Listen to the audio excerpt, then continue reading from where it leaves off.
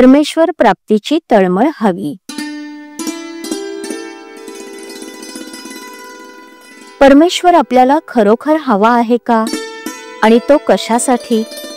बाकी एवढे कष्ट घेऊन तुम्ही इथे येता तेव्हा भगवंत तुम्हाला नको आहे असं कसं होईल? तुम्हाला खात्रीने तो हवा आहे, पण कशासाठी? तर आपला प्रपंच नीट चालावा म्हणून. असं जरी असलं तरी त्यात वाईट नाही, त्यातूनच आपल्याला पुढला मार्ग सापडेल.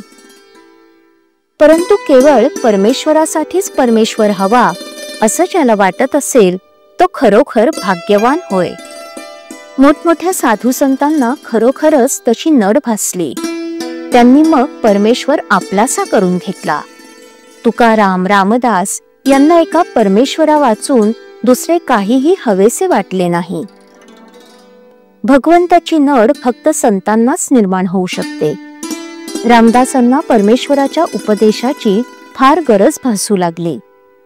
त्यांनी आपल्याला उपदेश करण्यासाठी मोठ्या भावाला विनविले, परंतु भाऊ म्हणाला, बाळ, तू अजून लहान आहेस. रामदासांची तळमळ शमली नाही. त्यांनी लग्नाच्या आधीच पळ काढला. देवाच्या ध्यासात 12 वर्ष घालवल्यावर परमेश्वराने त्यांना उपदेश दिला. तेव्हाच त्यांची तळमळ शांत झाली.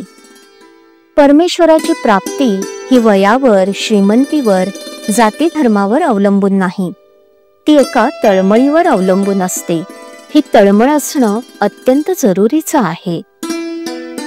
ती तळमळ जर कशाने लागत असेल तर केवळ एका शरणागतीनेच होय. रामदासांनी रामाच्या पायावर डोकं ठेवून सांगितलं की, रामा, तुला मी देह अर्पण केला आहे. आता याची मला गरज नाही. तुझ्या वाचून जगणं मला अशक्य आहे. एवढं प्रेम, एवढं आपलेपण, एवढी तळमळ असल्यावर परमेश्वर किती वेळ दूर उभा राहणार? परमेश्वर अत्यंत अल्पसंतुष्ट आहे. आपण त्याच्याजवळ 1 पाऊल पुढे गेलो तर तो 2 पावले आपल्याजवळ येईल. परंतु आपल्याला त्याच्याकडे जायची तळमळच लागत नाही. आपले विकार, आपला अहमपणा, आपली देहबुद्धी आपल्याला मागे खेचते. या सर्वांचे बंध तोडून जो भगवंताकडे जातो तो पुन्हा मागे फिरत नाही. परमेश्वर मातेसारखा अत्यंत प्रेमळ आहे. कोणत्या आईला आपले मूल जवळ घ्यावेसे वाटणार नाही? परंतु मध्येच हे विकार आड येतात.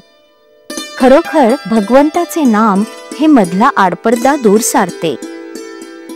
आपली देहबुद्धीची आसक्ती दूर करते, परमेश्वराकडे जायची वाट मोकळी करते आणि सरळ आपला हात धरून थेट भगवंतापर्यंत नेऊन पोहोचवते.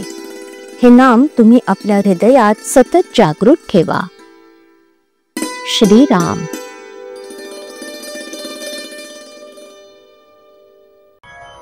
श्रीराम जय राम जय जय राम.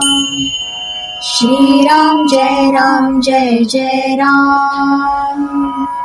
श्रीराम जय राम जय जय राम.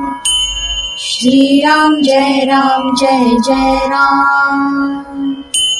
श्रीराम जय राम जय जय राम. श्रीराम जय राम जय जय राम. श्रीराम जय राम जय जय राम. श्रीराम जय राम जय जय राम. श्रीराम जय राम जय जय राम.